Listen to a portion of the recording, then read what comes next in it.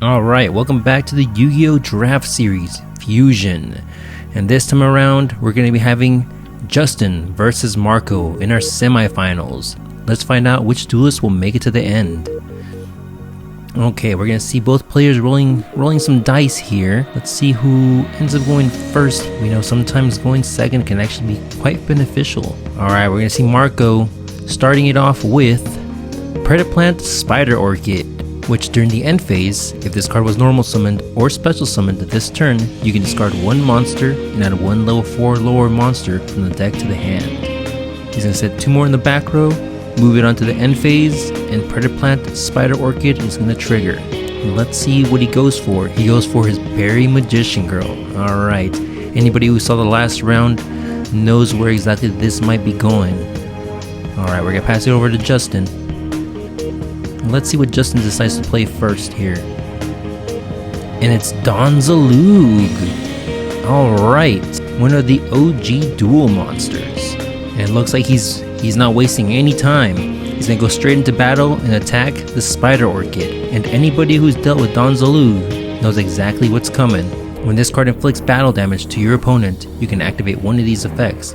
Discard one random card from their hand, or send the top 2 cards of their deck to the graveyard. Oh, it looks like Marco might have something in the hand to trigger here. Yes, he does. Tragoedia. So after he took battle damage, he can special summon this card from the hand. But unfortunately, it looks like Donzalug is gonna snipe out that Berry Magician Girl. Oh no, this is looking bad for Marco. Now Tragoedia gains 600 attack and defense for each card in the hand. It looks like Justin is gonna end his turn and pass it over to Marco. And he might have drawn the Starry Night Ceremony. But unfortunately, that's not going to do much in this scenario. And it does look like Marco just passes his turn. Maybe he should have set that spell because, yep, Shiny Black Sea Squatter is summoned to the field. And Grid Rod, an equip spell. Equip only to a monster you control. It gains 300 attack. It is unaffected by your opponent's card effects. Also, the first time it would be destroyed by battle, each turn it is not destroyed. That's definitely one way to make Donzalug a whole towers all by himself. Wow. Shiny Black Sea Squatter attacks into Tragoedia, and Donzalug with those pistols takes out the last card in the hand. Justin is applying some serious pressure here. We pass it back to Marco, and it looks like he draws a monster, but it might not be a playable one here. We pass it back to Justin again, and Justin summons Tribe Infecting Virus. This is not looking good for Marco. Donzalug attacks one more time. Yep, takes out the red eyes that was in the hand. And with commanding and forceful fashion, Justin is the winner of the first game. Whew, that was a bit of a slaughter to see there. We're gonna start the next game here. We're gonna see Justin start it off with Card Trooper. You can be activating his effect by sending 3 cards from the deck to the graveyard. He gains 500 for each card sent. And he's going to be sending Future Fusion, Palladium, Oracle Mahad, and Dark Magician of Chaos. 3 very powerful cards. And it looks like he's passing it over to Marco. Alright, let's hope that Marco can make a comeback here. And he's going to start it off with Chocolate Magician Girl. He's going to use her effect to discard a monster and draw 1 card. So it looks like we're sending off a Pendulum monster here. And we're going to summon Todoroki, the Earth Bolt Star, which can special summon himself from the hand by sending 1 other monster from the hand to the graveyard, but he does lose 500 attack. And it looks like we're moving straight into the battle phase. Todoroki is in attack the Card Trooper, destroying it, but Justin does get to draw 1 card off of Card Trooper's effect. We're going to see Chocolate Magician Girl attack directly, and now in the battle phase, Todoroki activates a special effect. During the battle phase, Quick Effect. You can pay 500 life points, fusion summon 1 monster from your extra deck using monsters from the hand or field as material. He's going to go ahead and fuse Todoroki and the Chocolate Magician Girl into Beast Eyes Pendulum Dragon. The monster is back and attack directly. Alright, we're seeing a nice comeback on Marco's side, especially after that devastating first game. He's going to set 1 more in the back row and pass it over to Justin. And he's going to set the pace with Time Tearing Morganite. Now for those who haven't been keeping up, Time Tearing Morganite applies this effect for the rest of the duel. You can now activate monster effects in the hand. You draw 2 cards instead of 1 during your draw phase, and you can conduct 2 normal summon or sets per turn, not just 1. This card can get out of hand real quick, but we're going to see Justin setting 1 in defense mode and 2 in defense mode.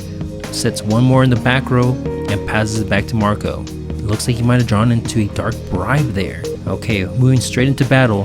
The beast-sized pendulum dragon is going to attack one of the face down monsters. Oh, but Justin is not going to let that happen. He's going to activate Offerings to the Doomed. By targeting 1 monster in the field, he destroys that target. But he also skips his next draw phase. So he is definitely giving up 2 draws. But he has to get rid of that beast-sized pendulum dragon. And Marco retaliates with the Dark Hole, destroying both Don Zalug and Ghost Sleeper, the Underworld Princess. Marco is not letting things go down again. However, Ghost Sleeper, the Underworld Princess, does get to trigger its effect. If this card is sent to the graveyard, you can add 1 Ghost Fusion from your deck to the hand. You just gotta love some of these interactions between cards. When otherwise would you see the cards work the way they were intended to? And it does look like Marco is gonna summon Predaplant, Spider Orchid, to try and search during the end phase. He's going to set 1 more in the back row, and unfortunately he does pass, because Spider Orchid does have to discard a card before he can search. He ended up setting his last card, so he won't get to use its effect. We're going to pass it over to Justin, and at least Justin doesn't draw for this turn after his Offerings to the Doomed. But he still has a few cards left. He's going to summon Starry Night Seal, who doesn't look like he has an effective trigger at the moment, but he does go straight into the Ghost Fusion. Fusion summoning 1 monster from the extra deck, using monsters you control as material, and if your life points are lower than your opponent's, you can banish up to 1 monster from your hand, deck, or graveyard as material. But Marco can't and won't let that happen with the Dark Bribe, a counter trap that negates any spell or trap, but your opponent does get to draw 1 card. We see Justin here checking the graveyard just to see if he has any other options. And it does look like he's going to activate Bio Insect Armor from the hand. If this card is in your hand or graveyard and you do not control Bio Insect Armor, you can target 1 monster you control, equip this card to it, but banish it when it leaves the field. Also, banish this equipped card when it leaves the field. You can only use this effect of Bio Insect Armor once per turn. The equipped monster gains 1500 attack and 2000 defense during the battle phase and main phase 2 only. Okay, a very interesting card here. But it is going to be boosting his Starry Night Seal. Oh, but he ain't done. Grid Rod is equipped to it. He is creating 1 serious looking monster here. And he's going to move into attack and attack with a devastating 3500 attack points. That is 1 scary monster there.